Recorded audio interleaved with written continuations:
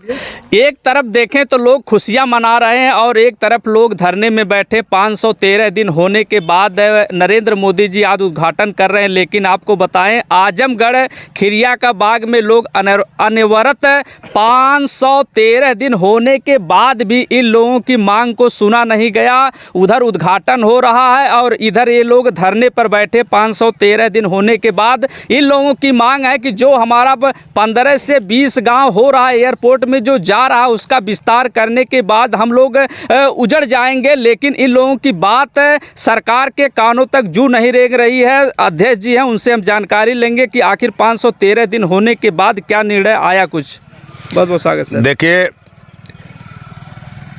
513 दिन के इस लड़ाई के बीच में हमारे 6 राउंड की प्रशासन से वार्ता हुई जी, और प्रशासन ये चाहता है कि हम ज़बरदस्ती जो हम कहते हैं उसी को किसान मान जाए जी।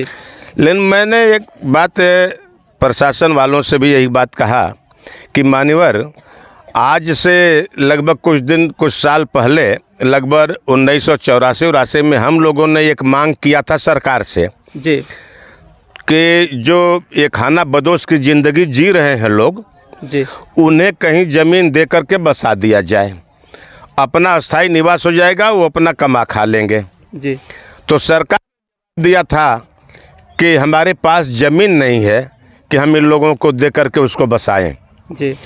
तो जब हमारे इस गांव के 8-9 गांव के लोग जब उजड़ेंगे, 50,000 की संख्या में होंगे लोग जी, इनको उजाड़ करके सरकार आखिर किस सुख के नगरी में हमको भेजना चाहती है। एक तरफ तो ये नारा देते हैं कि डिजिटल इंडिया बनाएंगे जी, एक तरफ साथ सबका विकास का भी नारा दिया जाता है, सबका साथ सबका विकास, किसानों की आमदनी दुगनी और किसानों के लिए हर चीज़ की सुविधा। वहाँ पर किसानों का घर उजाड़ना और किसानों को बेघर करना, बेजमीन करना, बेअस्तित्व का करना जी, तो मैं ये समझता हूँ कि इस सरकार के हिटलर शाही का एक फार्मूला नज़र आता है कि ये 8-9 गांव जो बहुत घनी बसगित है, थोड़ी सी ज़मीन है, उपजाऊ ज़मीन है, आखिर सरकार की निगाह इसी पर क्यों टिकी हुई है।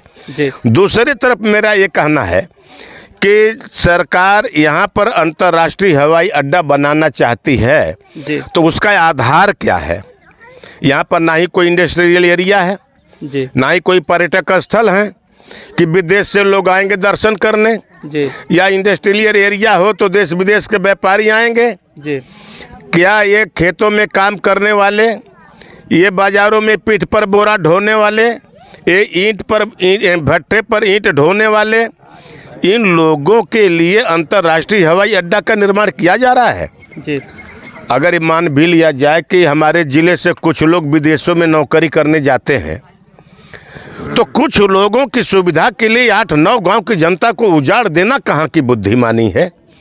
मैं समझता हूँ कि जो मोदी जी कहते हैं कि मैं बहुत गरीब था और चाय बेचता था, तो मुझको ये लगता है कि आप जनता के बीच में जितना झूठ बोले हैं उतना ही झूठ वो चाय बेचने का काम भी मुझको लग रहा है जी।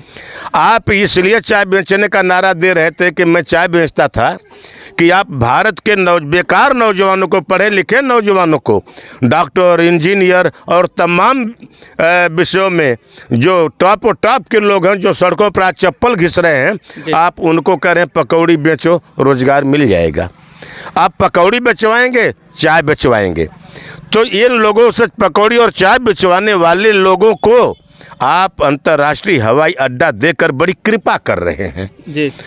मैं तो समझता हूं कि अगर आप बहुत हितैषी हैं भारत के लोगों का, तो जो जगहें खाली हैं इस वक्त भारत में, उन्हीं जगहों पर आप इन लोगों की भर्तियां कर दीजिए, बहुत समस्या का समाधान निकल जाएगा। जो बाकी बचते हैं वो ऐसे जगह पर कोई ऐसा उद्योग लगाइए आप जहां पर कि ये बेकार पड़े बच्चे उसमें जा कर के अपना रोजगार पा लेंगे, तब हम जानेंगे कि आप विकास की तरफ बढ़ रहे हैं। अब आप बताइए कि 8-9 गांव के लोगों को उजाड़ करके आप कह रहे हैं कि हम विकास की गंगा बहा रहे हैं, तो मैं समझ रहा हूँ कि जब आप पूरा विकास, पूरे भारत को अगर विकास की गंगा में बहा देंगे तो यहाँ बचेगा क्या। सर, सरकार के तरफ से ज़मीन भी नहीं दी जा रही आप लोगों को रहने के लिए, उसके बाद आप लोगों को उजाड़ने की 8, 9, 10 घर जो गांव है पूरा उजाड़ने की बात की जा रही। आप लोगों की मांग क्या है? हम लोगों की मांग तो यही है कि हम अपना मांग और अपने मकान और ज़मीन नहीं देंगे जी। क्योंकि ये मकान और ज़मीन ये एयरपोर्ट बहाना है, ज़मीन लूट निशाना हमारा एक नारा है जी। तो यहाँ तो एयरपोर्ट के नाम पर ज़मीन लेने की बात कही जा रही है, लेकिन अलीगढ़ में भी संघर्ष चल रहा है जी, बनारस में भी संघर्ष चल रहा है, तमाम जगहों पर संघर्ष चल रहा है। तो क्या सब जगह एयरपोर्ट के विस्तारीकरण का संघर्ष है? ऐसा नहीं है।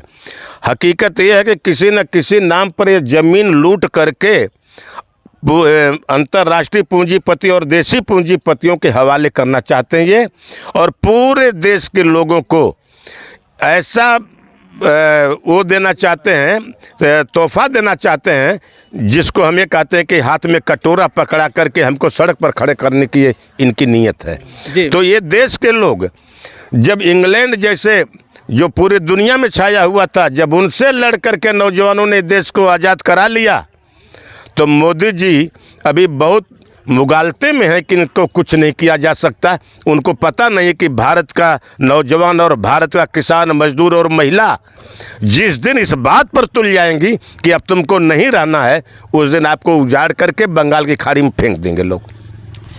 देख रहे हैं कि यूपी के आजमगढ़ जो इस बाग में धरना चल रहा है, मोदी जी उधर एयरपोर्ट का उद्घाटन कर रहे हैं, लेकिन किसानों का मांग को सुना नहीं जा रहा। 513 दिन हो गए। आप क्या सोचते हैं? कमेंट करके ज़रूर बताएं।